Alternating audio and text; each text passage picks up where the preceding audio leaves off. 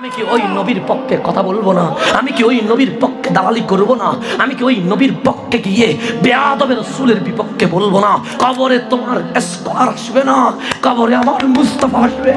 আমি মুস্তাফাকে বলবো, মদিনার ফেরিওয়ালা ছিলাম, ইয়া রাসূলুল্লাহ বলেছিলাম, ইয়া নবী সাল্লাল্লাহু আলাইহি বলেছিলাম, মিলাদ নবীর পক্ষে কথা বলেছিলাম। বলে দয়াল নবীর মেজাজ যখন ফুরফুরে, চমৎকার যখন পরিবেশ, আমি লুপ সামলাইতে পারি নাই। আমি ডাক দিয়ে বললাম, ইয়া রাসূলুল্লাহ, আজকে বড় দামি জিনিস চাইবো, দিবেন নি? আমার নবী বললেন, যা চাইবা তা দিয়ে দিব।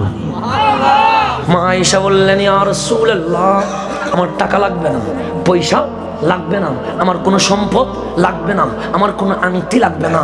নবীরে উদুল্লাহ লি আয়েশা, আপনি একটু আপনার নবুয়তের হাত দিয়া আমি আয়েশার জন্য দোয়া করে দেন।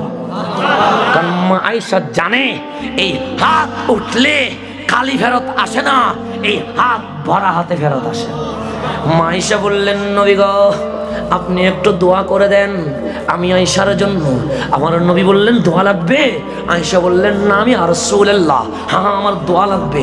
আমার নবী দুটো হাত তুলে দিলেন, ইয়া আল্লাহুম্মা, ওহে আমার রব, ইকফির আয়েশাতা, আমার আয়েশাকে ক্ষমা করে দাও, মা তাকাদ্দামা মিন যামবি, আগে যদি কোনো গুনাহ হয়ে থাকে, ওয়া তাআখারা, পরে যদি কোনো গুনাহ হয়ে থাকে, ওপেনে গোপনে, প্রকাশ্যে অপ্রকাশ্যে, আগে অথবা পরে, ইচ্ছায় অথবা অনিচ্ছায়, আমার আয়েশার যদি কোনো ভুল হয়ে যায়, মাওলা তুমি মাফ করে দাও।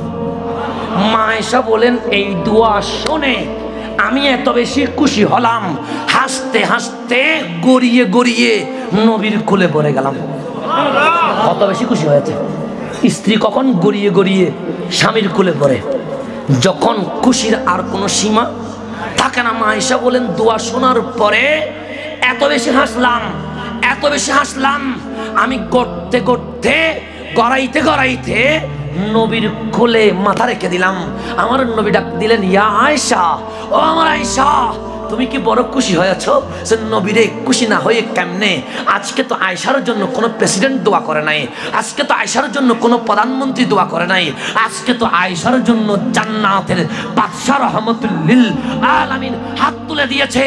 এর চেয়ে বড় কোনো নিয়ামত আয়েশার জীবনে হতে পারে না। আমার নবী ডাক দিয়ে বললেন, আয়েশা শোনো শোনো, যেই দোয়া তোমার জন্য একবার করলাম, আল্লাহ তুমি আমার আয়েশাকে ওপেনে গোপনে, প্রকাশ্যে অপ্রকাশ্যে, ইচ্ছায় অনিচ্ছায়, আগে পরে যদি গুনাহ হয়ে থাকে, মাওলা তুমি মাফ করে দাও। দোয়া করলাম একবার, আয়েশা তুমি এত খুশি হয়েছ, গড়িয়ে গড়িয়ে আমার কোলে পড়ে গেছো, তোমাকে জানায়া দিলাম একবার দোয়া করার কারণে তুমি আয়েশা এত খুশি হলা। কিন্তু শোনো শোনো, আমি নবী প্রত্যেক নামাজে নামাজে আমার উম্মতের জন্য এই দোয়াটা করে থাকি।